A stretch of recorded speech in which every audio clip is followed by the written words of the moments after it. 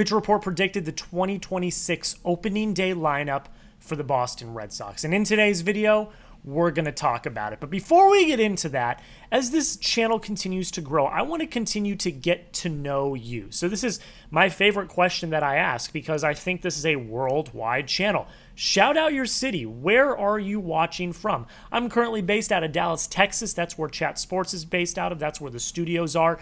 But you let me know. Where are you watching from? I want to get to know where Red Sox Nation's at.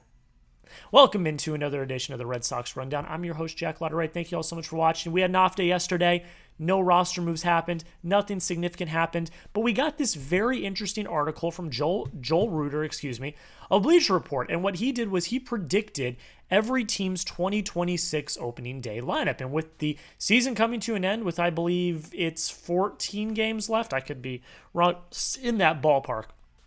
With 14 games left, plus the playoffs, it is time to start at least thinking about what is 2026 going to look like. And there's some spicy takes here, and we're going to talk about them. There's a free agency signing. There is someone that is lost in free agency, and then some other question marks I have about the lineup. So the first thing I'm going to do is I'm just going to run through the lineup that they came up with, and then I'm going to kind of talk about my biggest takeaway. So here's what Joel Reuter had for the Boston Red Sox. He had Jarren Duran in center field, Roman Anthony in left field, Trevor Story at short, Kyle Schwarber in the four-hole DHing, Wilyer Abreu in right, Triston Casas at first, Marcelo Mayer at third, Ceddanne Rafaela at second, and Carlos Narváez catching. I've got a lot of thoughts, a lot of things I don't like, some things I do like, but let's start with, I think, probably the two biggest things. Alex Bregman is no longer on this team. I don't know where he predicted him. I would assume it's the Tigers, but I could be wrong, so forgive me for not doing that research. But safe to say, Alex Bregman's no longer on this team, and the Red Sox, I guess, try to fill that void with Kyle Schwarber. Here's what Joel Reuter had to say on the Boston Red Sox and on them signing Kyle Schwarber. He said, the Red Sox still owe Masataka Yoshida $37.2 million over the final 2 years of his contract, but his DH-only profile and lack of production during an injury-plagued 2025 campaign could lead to a buy low trade or his outright release. Reallocating Alex Bregman's money when he inevitably opts out to sign Kyle Schwarber would bolster the offense while keeping a path open for the young infielders. So I am all for signing Kyle Schwarber. He's hit over 50 home runs this year. He's been absolutely fantastic for the Phillies. But I would, if you have to pick one, which honestly my opinion is it too much to ask for both? The classic Tony Stark line. Like, you've got all of the money you saved from the Rafael Devers trade. Why can't we sign both? I mean, maybe that sounds a little selfish, but you're the Boston Red Sox. And again, you've got all the money you saved from the Rafael Devers contract. You should want to retool and upgrade your lineup as much as you can.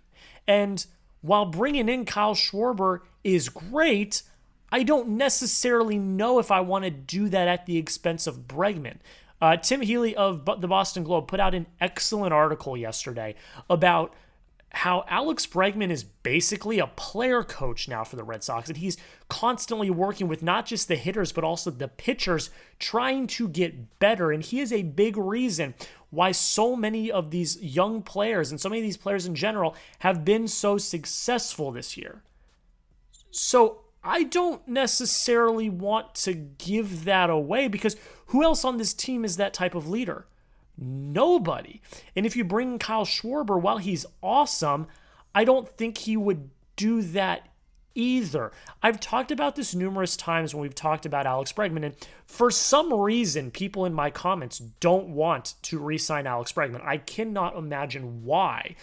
Like, he brings you so much more off the field, just as much as he brings you on the field. Not only is he a world-class player on the field, not only is his defense 10 million times better than Rafael Devers' defense ever will be on the field, but he is the leader that the Red Sox needed. Not the leader that they wanted, the leader that they needed. And the way that he's been able to nurture and help, grow these young rookies just this year.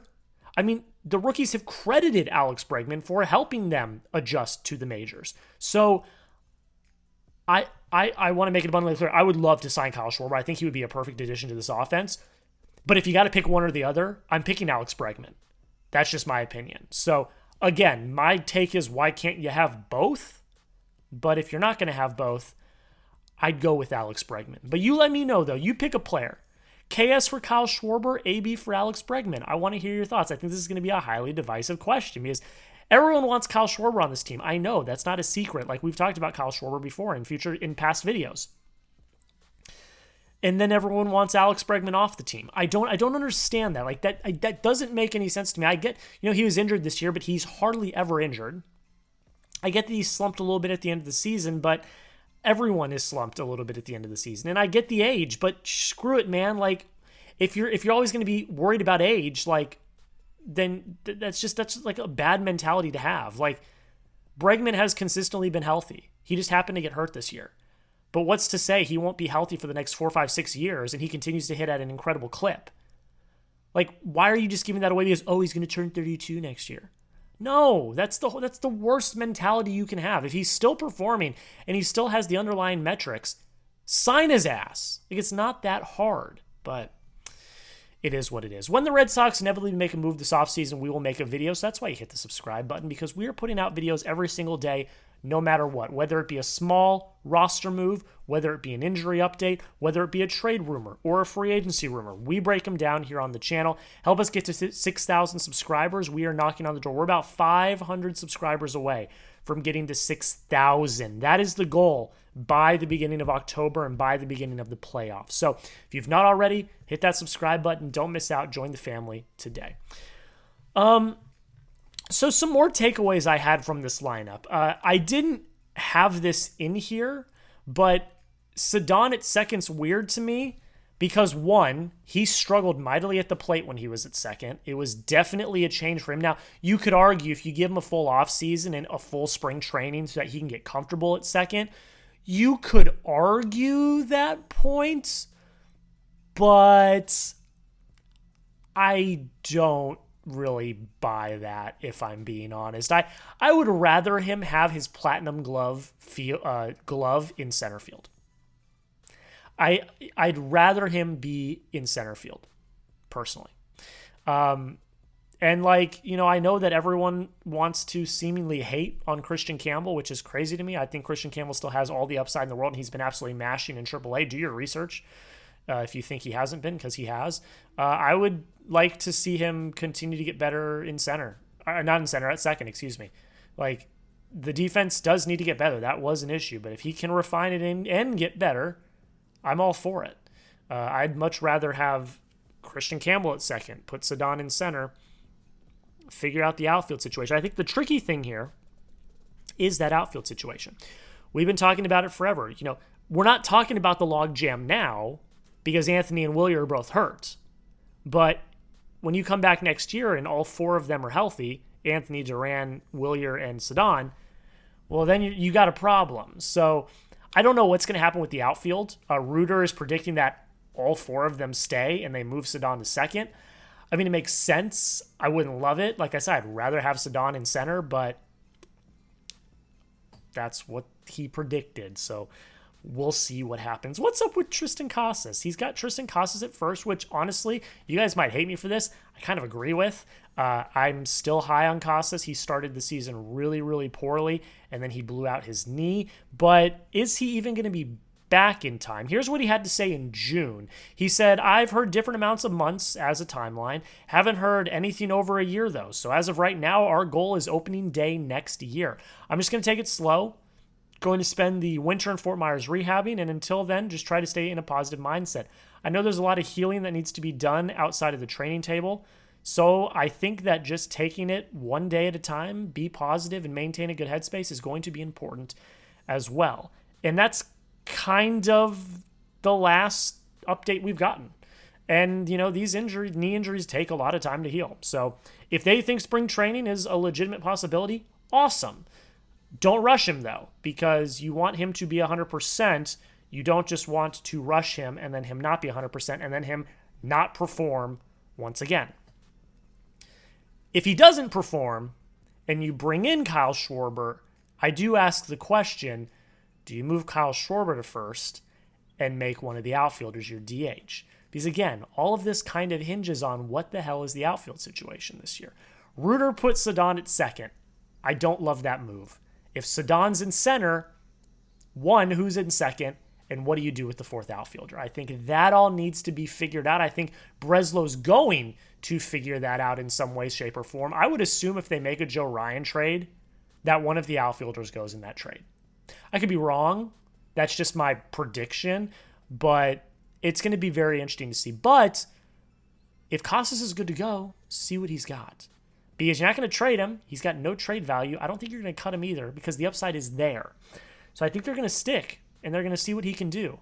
And as a Casas stan, I kind of hope he does well. But you let me know. I know he's a highly controversial figure. Do you like Triston Casas? L for like, D for dislike. I know we're going to get a lot of Ds for dislike.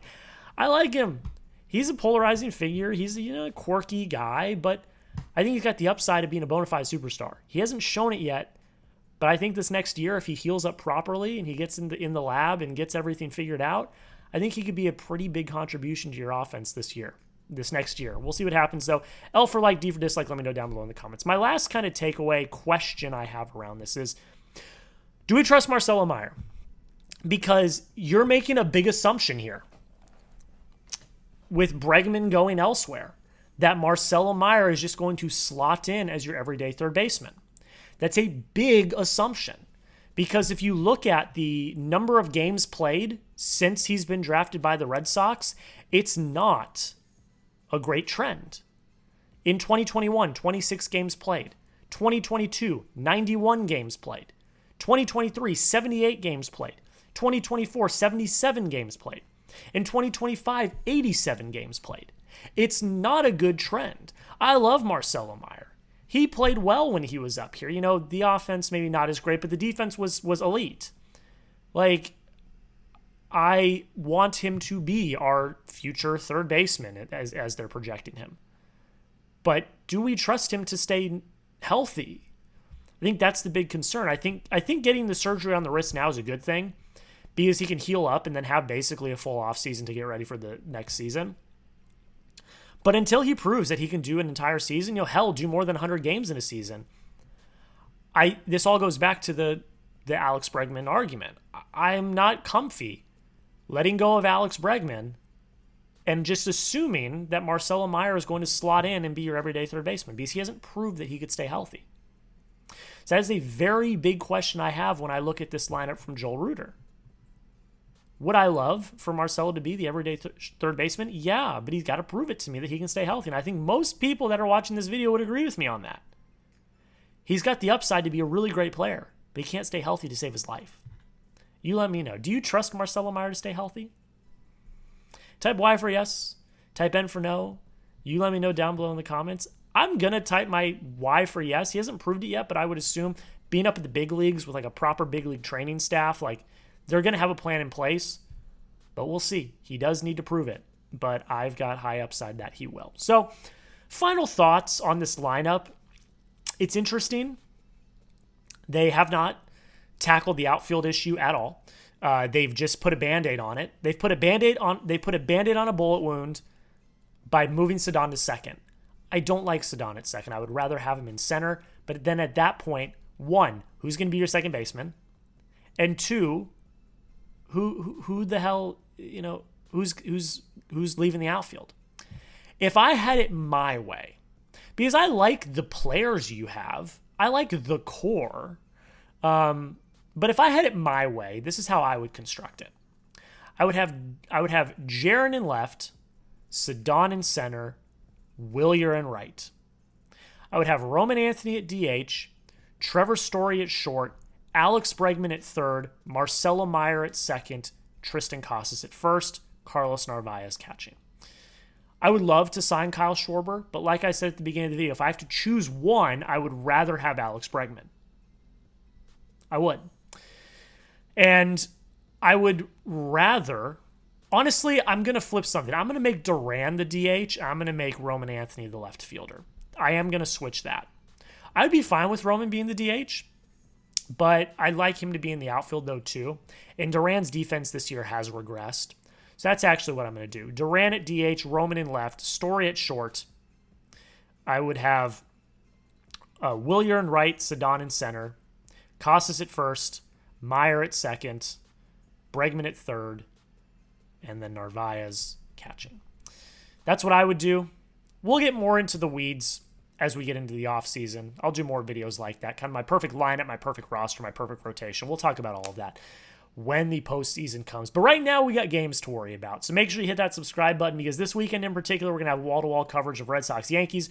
We're going to have shorts after the game recapping the game. We'll have long-form videos recapping all the action, so you guys don't have to miss it.